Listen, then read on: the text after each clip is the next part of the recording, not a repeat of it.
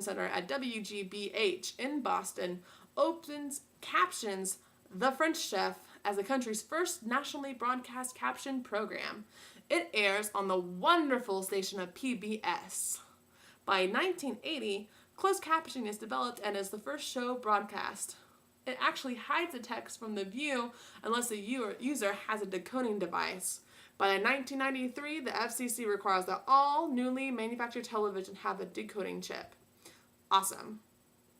1973.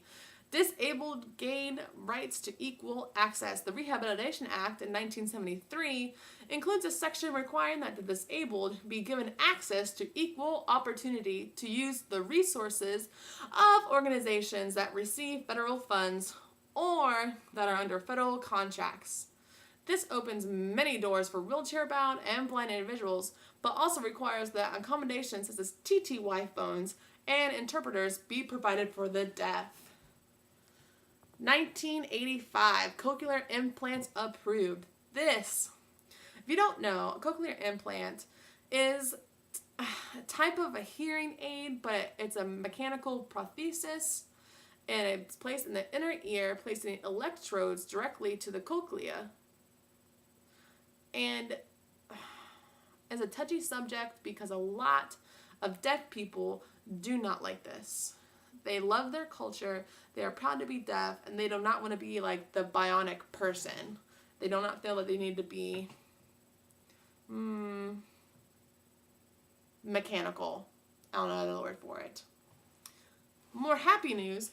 1987, deaf actress wins an Oscar. Marlee Matlin becomes the first deaf actress to win an Academy Award for her role in the movie Children of a Lesser God. Good job to her. Thank you, thank you. Practice my actress waving. Thank you, thank you, thank you. 1988, deaf president now protest held. I personally have known many people who have been into this protest in Washington, D.C. It was for Gallaudet to have its first deaf president. And Congress recommends that ASL be used as a primary language for the deaf, with English as a second language. Good news for me. Yay! But 1989, Gallaudet is again the focus of an international attention when the Deaf Way brings together 5,000 people from across the globe, even further boosts deaf pride and cultural awareness.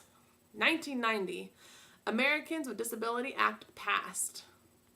Discriminatory practices and obstacles to accessibility for the handicapped are both outlawed. This means that no one can discriminate against you if you are deaf, which is very, very, very huge strides from where we were before when people had trouble getting married because they were deaf. 1990, deaf schools termed restrictive. In 1972, the IDEA, is readopted and amended to recommend that disabled students should attend schools with the least restrictive environment. We've learned about this in class, and it just seems like the best idea for, you don't want people to have restrictive environments, so residential deaf schools are kind of at the end because they become labeled the most restrictive environment.